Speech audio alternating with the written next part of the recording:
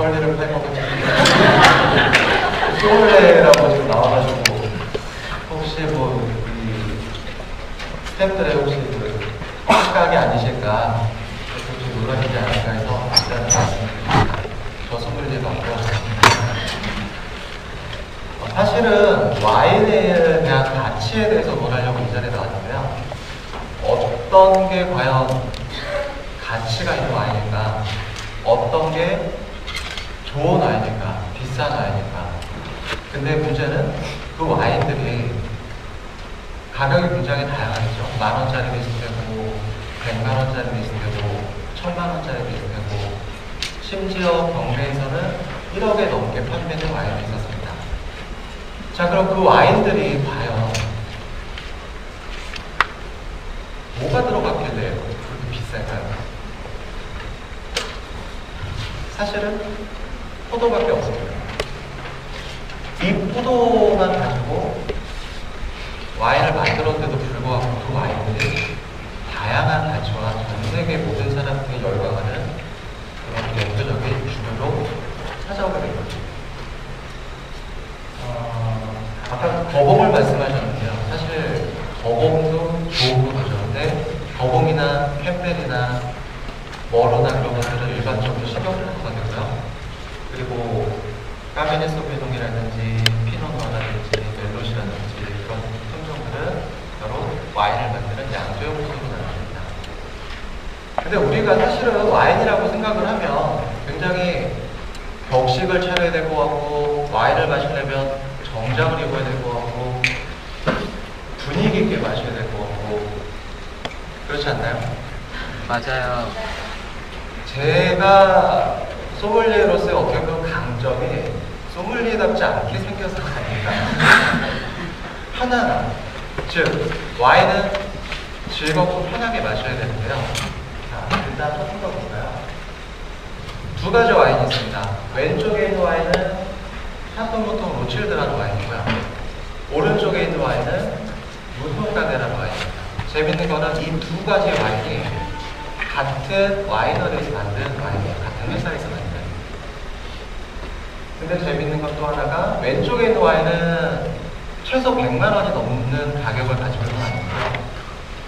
오른쪽에 있는 와인은 5만 원 정도에 판매되는 와인이죠.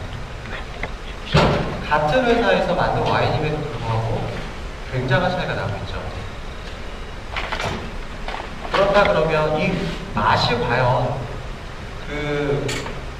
그만큼의 값이 바꿔지는 만큼의 차이가 있을 만큼 맛도 그렇게 다를까요? 사실은 물론 와인을 만드는 과정들이 조금 더 많은 신경을 쓰게 되고, 와인 한 병을 만들기 위해서 포도나무 하나의 와인을 한 병을 만들기 위해서 포도나무 하나의 포도 수량을 제한을 하기도 하고, 와인에 물을 주는 것도 마음대로 주지 못하고, 포도나무도 몇 년 이상이 넘지 않은 것들은 사용하지 않고, 다양한 노력들이 나오게 됩니다. 하지만 그 노력 이상으로 또 필요한 것들은 사실은 마케팅인 것 같아요.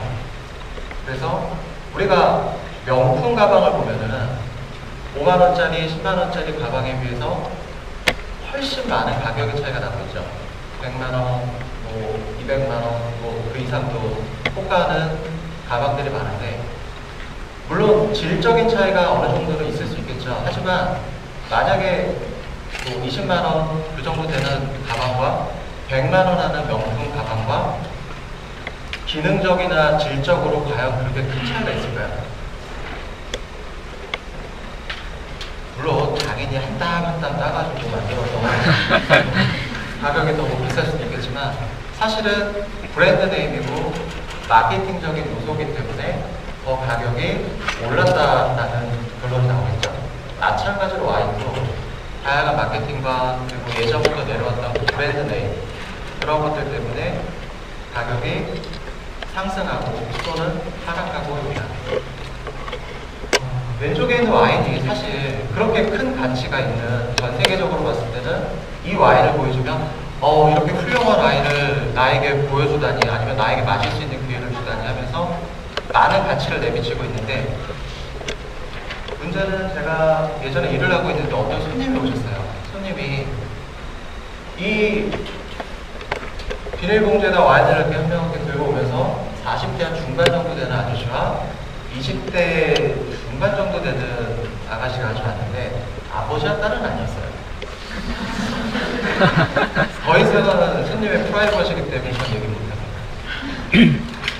근데 재밌는 거는 그분이 와인을 선물 받고 오셨다고 그러시면서 와인이랑 잔이랑을 준비해달라시는 거예요. 그래서 비닐봉지 안에 와인을 받아들고 와인을 열었는데 와인을 꺼냈는데 바로 저 왼쪽에 있는 와인이었습니다. 물론 빈티지에 따라서 가격이 천차만별이긴 한데 그 당시 갖고 하셨던 와인은 시가로는 500만 원 이상 하는 와인이었어요. 제가 봉지에서 꺼내자마자 깜짝 놀랐겠죠. 이렇게 좋은 와인 갖고 오셨습니까? 손님이 좋은 와인인가요? 선물 받은 거예요. 거기다 제가 가격을 얘기를 못했어요. 사실 제가 그 와인의 가격을 말씀드리면 와인을 안 드실까 봐. 와인을 드셔야 저도 테스팅을 해드리죠. 그래서 와인을 제가 테스팅을 해드리고 와인을 따라드리고 나왔는데 결국은 반병 이상을 남기고 가셨어요. 만약에 그 손님이 그 와인의 가치를 그 와인이 시가로 그 정도 가격을 가지고 있다고 하면 그 사실을 알았다면 그 와인을 과연 그 자리에서 먹었을까요? 그리고 그 와인을 그렇게 많이 남기고 가셨을까요? 아니라고 생각합니다. 물론 저는 감사했죠. 덕분에 맛있게 잘 먹어보겠습니다. 저희도 마찬가지인 것 같아요. 저희가 가치를 높이기 위해서 다양한 노력들을 하고 열심히 무언가를 준비하고 그렇다 하더라도 나의 그 가치를 알아주지 못하는 사람을 만난다면 아니면 그 회사를 만난다면 아니면 그 친구를 만난다면 과연 내 가치는 빛을 발할 수 있을까 그런 생각을 좀 해보게 됩니다. 그리고 또 하나가 우리가 와인은 오래되면 될수록 좋다라고 생각을 해요. 일반적인. 그래서 제가 가끔 강의를 하다 보면 집에 와인이 10년 된 와인이 있는데 이거를 10년이 더 지나면 굉장한 가격을 가지게 되나 그런 질문들을 많이 하시는데 아마 지금 이 자리에 계신 분들도 그런 궁금증을 가지고 계신 분들도 있으실 거예요. 아니면 집에 갖고 있는 와인이 이게 좀 오래 됐는데 더 있으면 더 괜찮은 건가 라고 하실 텐데요. 와인은 사실 김치와 비슷한 면이 많습니다. 김치를 처음에 담궜을 때 맛있지는 않죠. 사실 뭐 겉절이나 그런 걸 좋아하시는 분들도 있겠지만 김치를 담그고 김치가 익어가는 과정을 거친 다음에 어느 정도 김치가 익었을 때 우리는 그 김치를 맛있다라고 생각을 하잖아요. 그리고 시간이 지나면 김치가 어떻게 되죠? 셔버리죠. 와인도 마찬가지입니다. 와인도 처음에 만들었을 때 시간을 조금씩 두면서 와인이 맛있게 익어가는 시간이 필요해요. 그리고 나서 맛있는 시간이 지나고 그 시간이 지나면 와인이 점점 김치처럼 셔버립니다. 즉, 최고의 맛을 내는 시기가 있는 거죠. 그런데 재밌는 거는 일반적으로 가격이 비싼 와인들은 이 처음에서 김치가 와인이 익어가는 시간까지의 시간이 저렴한 와인보다는 시간이 길어요. 그 말은 예를 들어서 100만 원짜리 와인은 맛있게 익으려면 5년이 걸린다고 치고 10만 원짜리 와인은 맛있게 익으려면 2년이 걸린다고 치죠. 근데 현재로 만들었는데 2년이 지난 상황이었어요. 근데 우리는 그 와인에 대한 가격은 모른 채 그 두 가지 와인을 마신다고 치면 어떤 와인이 더 맛있을까요? 10만 원짜리가 맛있을까요? 100만 원짜리가 맛있을까요? 10만 원짜리가 더 맛있을 수도 있습니다. 보통 비싼 와인들은 오래 숙성이 되도록 만들어진 와인들이 대다수입니다. 그렇다면 우리가 맛으로 봤을 때는 어떤 와인이 과연 좋은 와인일까라는 거죠. 어떤 와인이 가치가 있는 와인일까? 내가 지금 마시는 와인이 100만 원인 걸 알았기 때문에 그 와인이 맛있는 걸까? 아니면 이 와인이 진짜 맛있는 시기에 왔기 때문에 맛있는 걸까? 물론 와인이 비싼 와인이 가장 맛있는 시기에 먹으면 가장 최고겠죠. 하지만 그렇지 않은 와인들도 그 와인의 가장 적절한 시간에 먹으면 우리는 그 와인을 매우 맛있게 먹을 수 있다는 겁니다. 그리고 또 하나는 와인마다 본인과 맞는 와인들이 따로 있어요. 어떤 사람들은 탄닌이 많은 와인을 좋아하기도 하고, 어떤 사람들은 엷은 와인을 좋아하기도 하고, 어떤 사람들은 달콤한 와인을 좋아하기도 하고. 실질적으로 제가 집에서 보통 와인이 4-5병씩 있는데 10,000원짜리도 있고 50,000원짜리도 있고 10만 원이 넘어가는 와인도 있고 20만 원짜리도 있었어요. 하루는 밖에 나갔다 왔는데 어머니 아버지가 와인을 드시고 계시는 거야. 그래서 어쩐 일이십니까? 그랬더니 그래도 아들이 와인을 공부하는데 우리가 와인을 한번 먹어봐야 되지 않겠어? 근데 하필이면 드신 와인이 가장 비싼 와인이었어요. 제가 특별한 날 먹으려고 했던 와인이었어요. 아니 그 가슴이 아픈데요. 더 재미진 거는 그 와인을 드시면서 어머니 아버지가 뭘 이런 걸 와인이라고 사먹냐, 이렇게 맛없는 거를 라고 말씀을 하시면서 병에 있는 와인을 버리시려고 하시는 거예요. 그러지 마세요. 제가 가서 와인을 먹어봤어요.